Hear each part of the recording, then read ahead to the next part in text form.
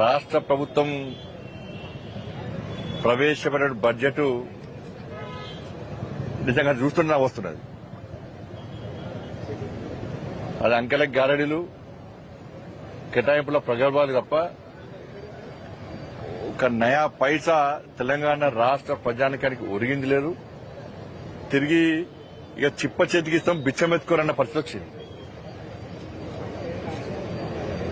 పోయినసారి దేని కేటాయింపులకు చేశారు, దాన్ని ఏ విధంగా వినియోగించుకున్నారు, ఎంత స్థాయిలో ఖర్చు చేసిన దాని మీద కనీసం సమాధానం లేదు రాష్ట్ర ప్రభుత్వం దగ్గర.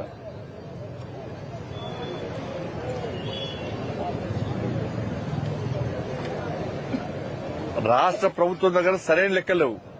ఆర్థిక శాఖ మంత్రి గారు ఏమంటారంటే, ముఖ్యమంత్రి గారు దావోస్ వేరు లక్షల కోట్లు దక్కించినాడు. లక్షల కోట్లు ఆర్థిక మంత్రి గారు బడ్జెట్ ప్రవేశపెట్టినప్పుడు అంకెలు ఉండాలి.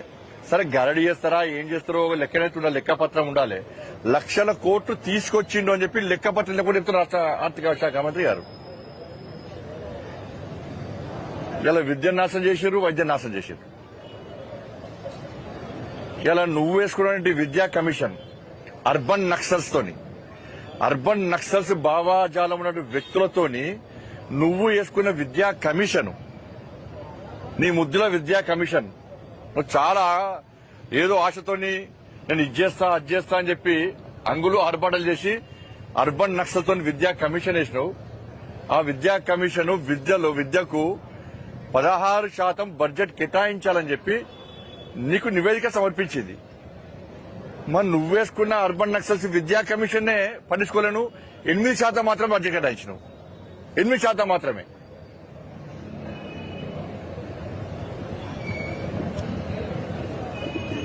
ఇప్పటికే విద్యా వ్యవస్థ పూర్తి చిన్న భిన్నమైపోయింది.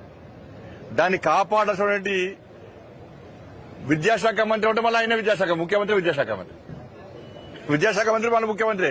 మరి నీ శాఖ కన్నా కనీసం ఇంత బడ్జెట్ ఎక్కువ తీసుకుంటారే ముఖ్యమంత్రి గారు, ప్రేమ ఎక్కువ విద్యాశాఖ మీద అనుకునే వాళ్ళం. నీ శాఖ మీద నీకు పట్టు లేదు, నీ శాఖ మీద నీకు శ్రద్ధ లేదు.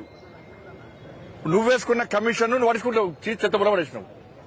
సరే మా మాటను గౌరవించినట్టు ఈ అర్బన్ నక్సల్ సంబంధించి విద్యా కమిషన్ అని చెప్పినాక వాస్తవాలు రాష్ట్ర ముఖ్యమంత్రి గ్రహించినట్టున్నాడు.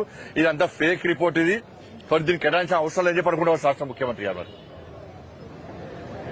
ఇలా ఆరోగ్యశ్రీకి 2,000 కోట్ల రూపాయలకు పైగా బకాయిలు ఉన్నాయి. హాస్పిటల్కి పోతే పేదలకు వైద్యం అందడమే కష్టం. ఇవాళ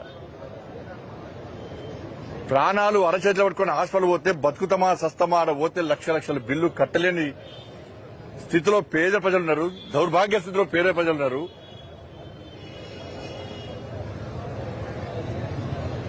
ఆరోగ్యశ్రీ బకాయిలు చెల్లిస్తే మేము వైద్యం చేయడానికి సిద్ధంగా ఉన్నామని చెప్పి హాస్పిటల్ చెప్తున్నాయి. 2,000 కోట్ల రూపాయలుగా పైగా బకాయిలుంటే ఇలా బడ్జెట్ లో కేటాయించింది ఎంత? 1,100 కోట్లు. 1,100 కోట్లు.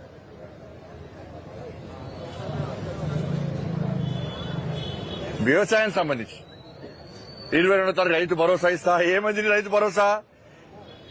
బ్యాంకులో ఏం చేస్తారంటే లోన్ తీసుకొని బ్యాంక్ కొంతమంది ఎగ్గుంటూ లోన్ తీసుకొని ఒక నెల చేసామని ఇంకో నెల ఇస్తారు. కొంతమంది ఎన్నికొడితే పోతూనే ఉంటారు. ఈ ముఖ్యమంత్రి ప్లాన్ అదే. ఇప్పుడు ఫస్ట్ వాయిదా అయ్యాలే, ఒకటి ఎగొడతాడు ఒకటి ఇస్తాడు, ఒకటి ఎగొడతా ఒకటి ఇస్తాడు. రైతులందరూ హ్యాపీ ఉంటారు అనుకుంటాడు. రైతులను పిచ్చోళ్ళు కాదు, వాళ్ళకి కష్టపడి ఇవాళ తిండి పెట్టేటువంటి రైతులు.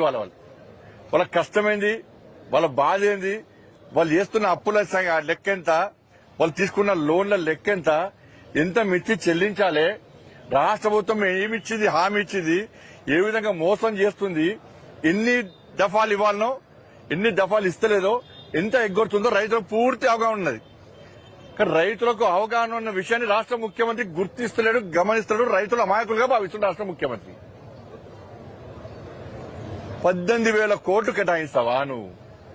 18,000 కోట్లు కేటాయిస్తావా? లెక్క మొత్తం నేర్పండి నేను నిన్న. అంటే ఇప్పుడు 6 వాయిదాలకు 4 వాయిదాలు ఇస్తున్నాడు. ఇక ఇయ్యడిగా ఇంకా 2 వాయిదాలు అని చెప్పి ముఖ్యమంత్రి కుండబద్దలు కొట్టాడు. చెప్పకనే ఇలా బడ్జెట్ లో చెప్పిండు.